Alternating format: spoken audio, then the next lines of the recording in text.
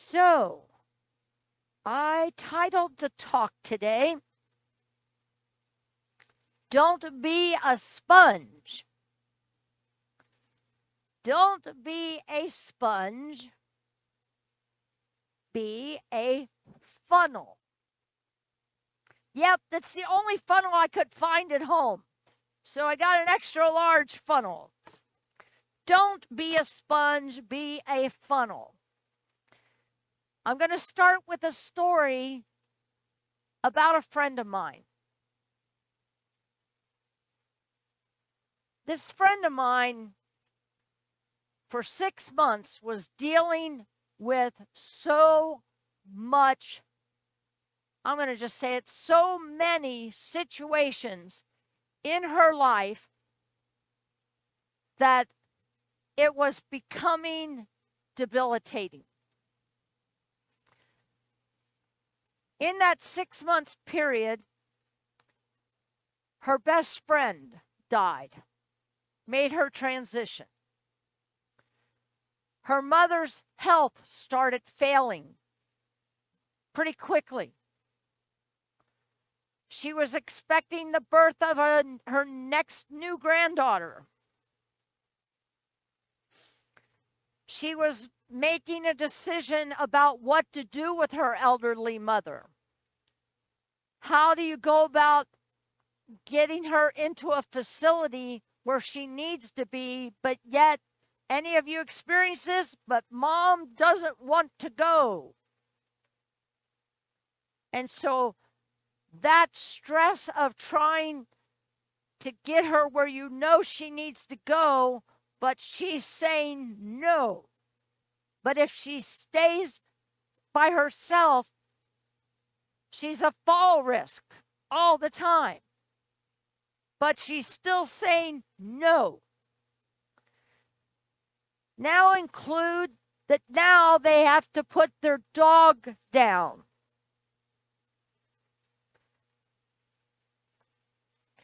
It got to be too much. She started absorbing all of this. Everything that was going on was becoming too much.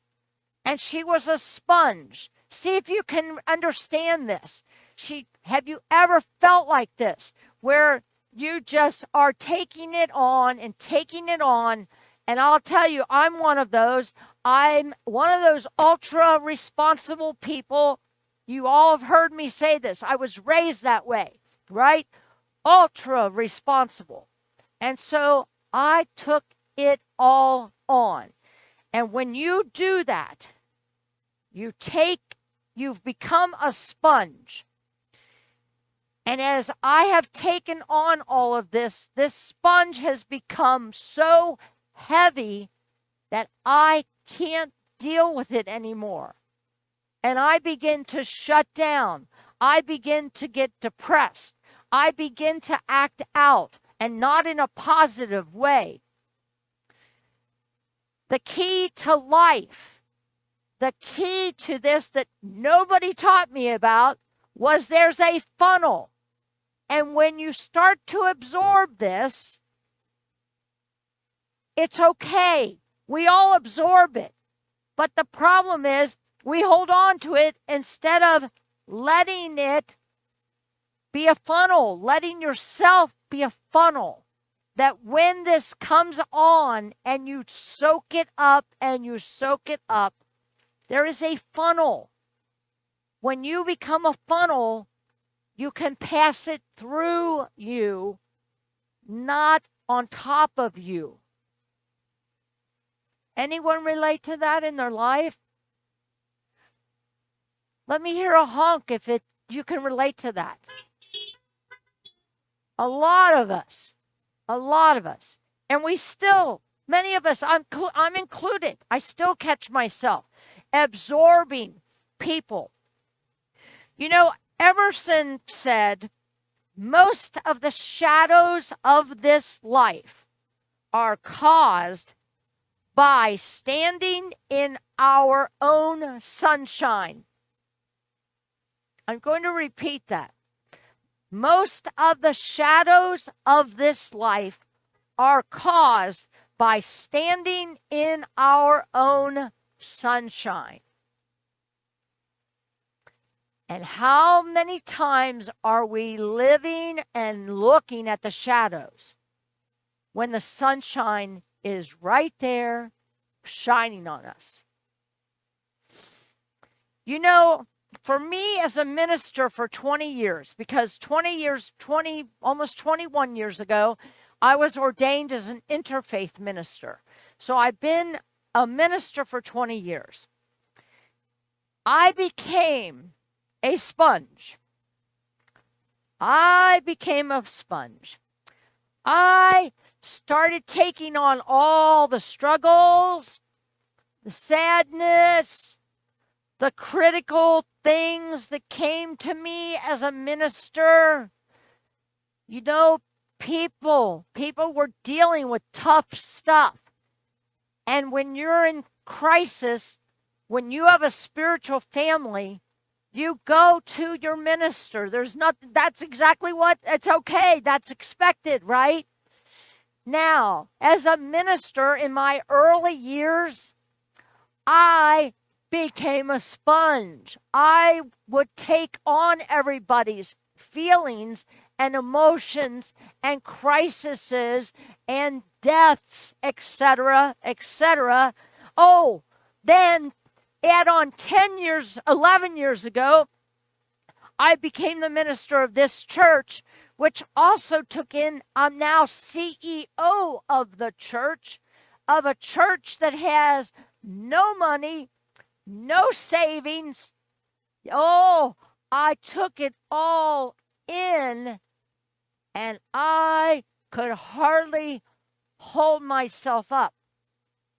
I can't tell you how little I slept for 3 years. Many of you, I think I've shared, I slept on a couch in this church off and on for 3 years because I'm the CEO.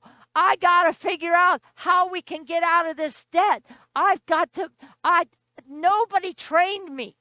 My training was owning a restaurant for 30 years.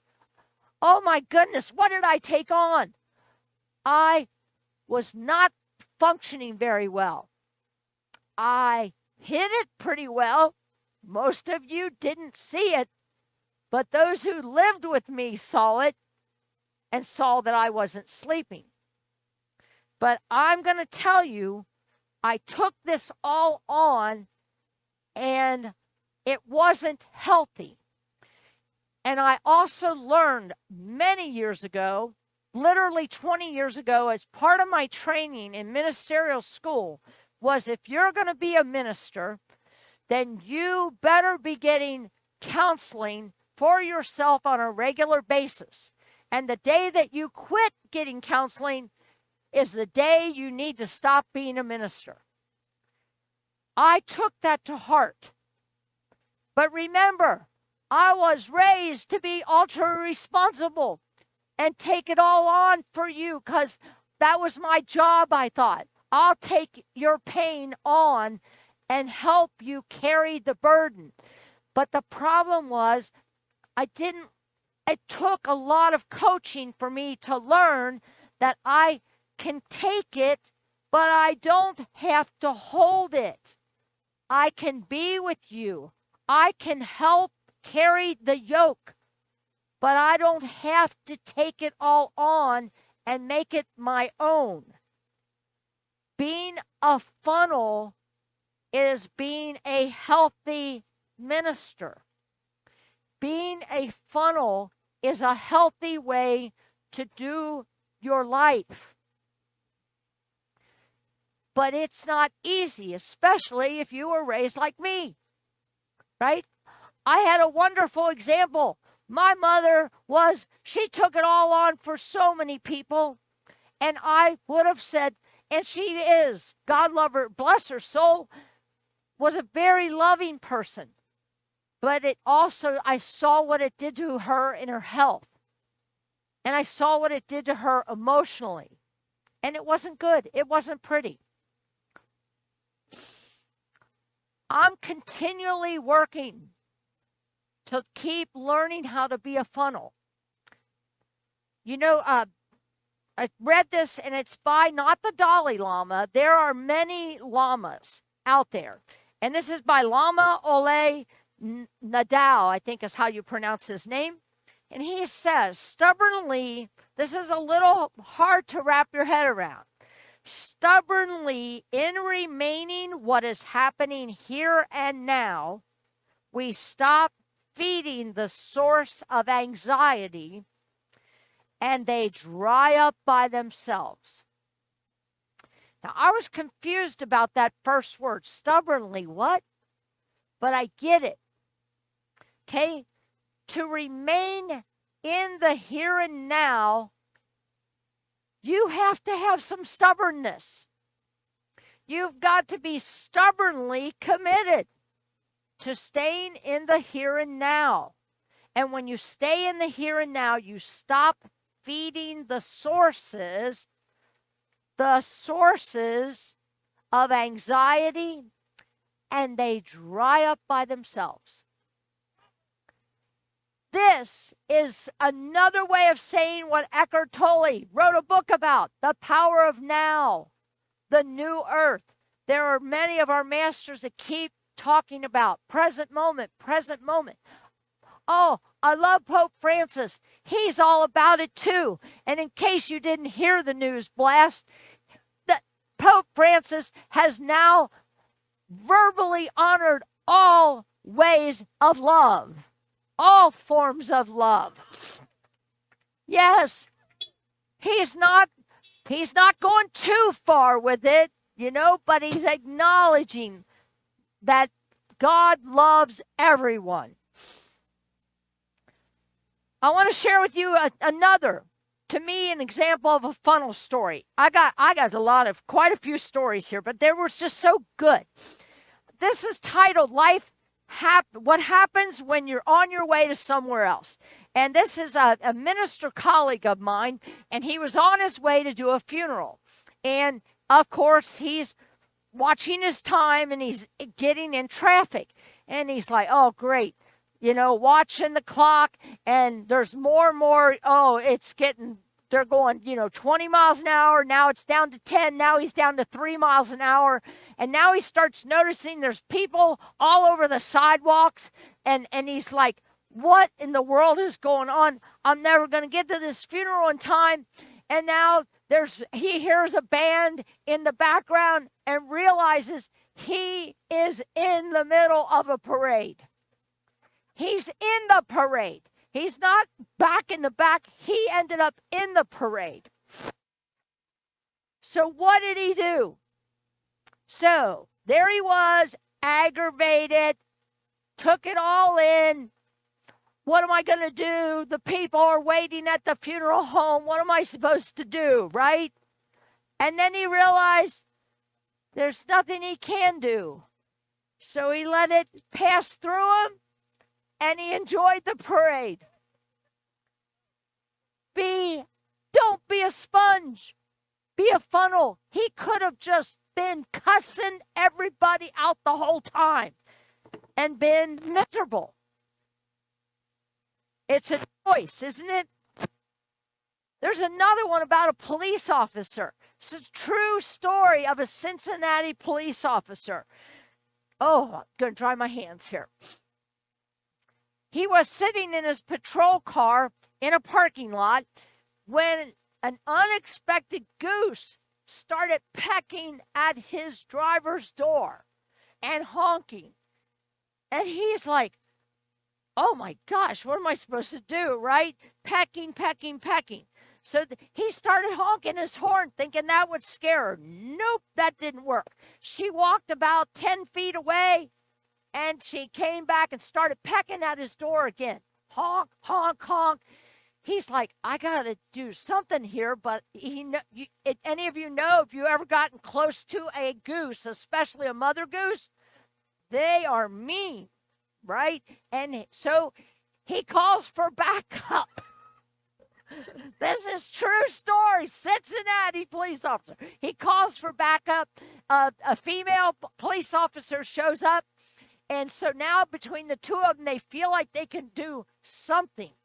So they get out of their car, and no kidding, this goose starts walking and turns as if like, you're going to follow me. So they start following her, and there is a baby goose that has been caught up in a fishing line. And she's honking and honking. So the one police officer is trying to kind of block the mother goose, while the other police officer is trying to untangle this goose. They literally got the baby goose free, and off the mother goose goes with her baby goose. Now, that police officer could have said, "This stupid goose, what the heck," right? It could have done something like got its baton out and been a little not too nice to the goose. But instead, he let that all pass through him, called for backup, he was a funnel. And look what happens. Excuse me, true story. I'd like to tell you Father Richard Rohr. Anybody familiar with him? He is a Catholic priest that I'm just shocked has not been excommunicated from the church. But he gets by with a lot of unity stuff. Seriously, look him up. Father Richard Rohr, and I think it's Rohr. But the things that he is saying, he was telling about a Jewish woman. Yes. Oh, thank you. Thank you.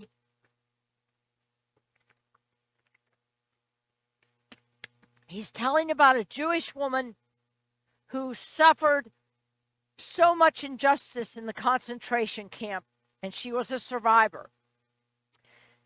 And she wrote this quote: "There is a really deep well inside me."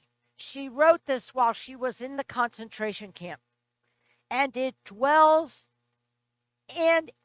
it dwells God." Okay, there is a really deep well inside me, and in it dwells God. I am there too. And that is all we can manage these days. And also all that really matters. That we safeguard that little piece of you, God, in ourselves. That we safeguard that little piece of you. I'm going to close with a cute little story, but before I close, I want you to just consider what I've been talking about today. I went to the polls and I voted this week. Please vote. I don't care how you vote, but vote.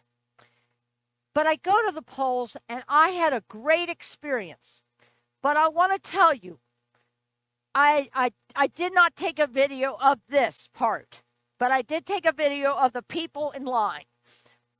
But here's a tent for the Republican Party, and I'm not joking, not even a foot apart was the tent for the Democratic Party. They all got, what do they call those, bullhorns? Megaphones. Oh, and they're all screaming for their candidate, right? Screaming for their candidates and screaming for their candidates.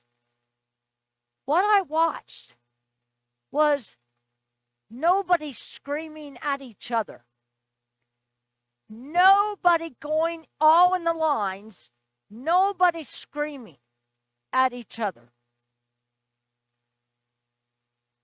There's hope, people, like I talked about last week. There is hope, when we don't hold on to all of this stuff that we are facing, and especially in the next couple of weeks, you know, emotions are going to get heightened in this during these days before the election. We already all know there's this divisiveness going on in our country. And we know in unity that we are one. We are all one. And I encourage you to remember that. We are all one. I left there and I blessed both of those tents. I just sent them blessings because God bless them. They're human beings. You know, my sister sends me stuff and I'm like, we don't agree, but I'm like, that's perfect for you, Sharon. And it is. It's perfect for her. It wouldn't be for me, but for her, it is. So when we can just honor our differences instead of fighting about our differences. Oh, let's just go on that. I need to get that Chatty Cathy Facebook going on Wednesdays again because I love because that's where I get to give my opinions. I'm going to leave you with another story about a little boy, and you know this. They're automatically a funnel. They haven't even figured out how to be a sponge yet. They let everything pass through them, don't they? I know, we have so much to learn from them. And I hear from teacher. There's a teacher right there that's like, yes, yes. Okay, so this was written by a veterinarian. And he was called to examine a 10-year-old Irish setter. And his name was Belker. The dog's name was Belker. And the dog's owner, the owners, there was the husband, the wife.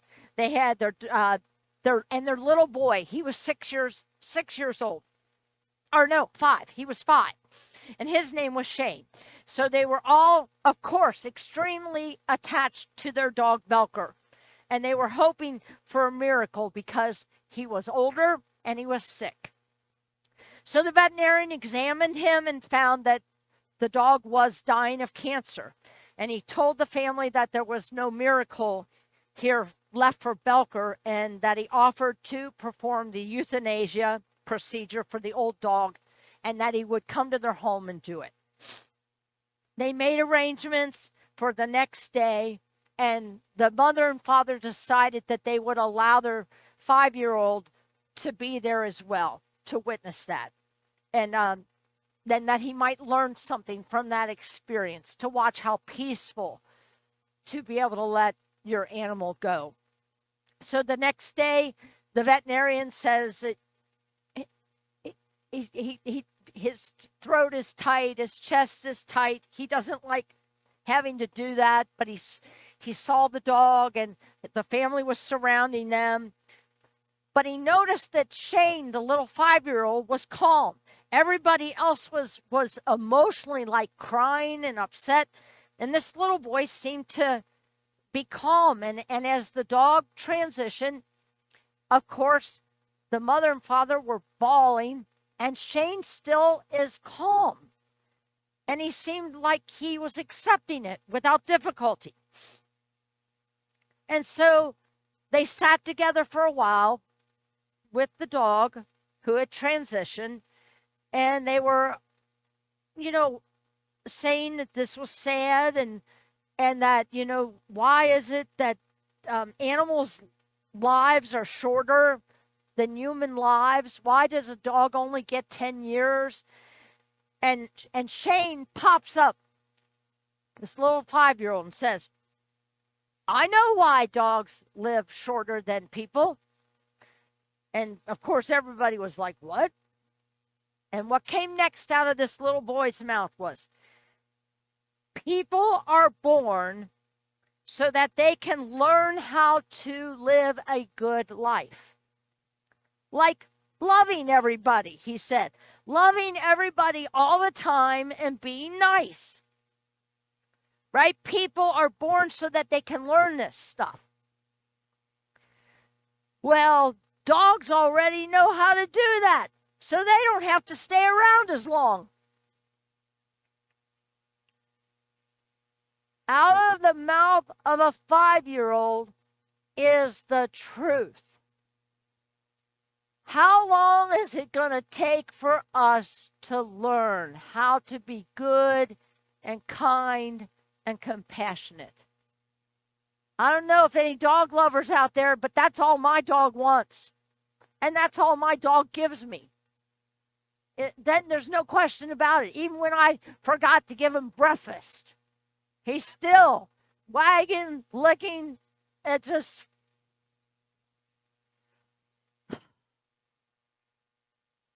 I am sustained by the love of God.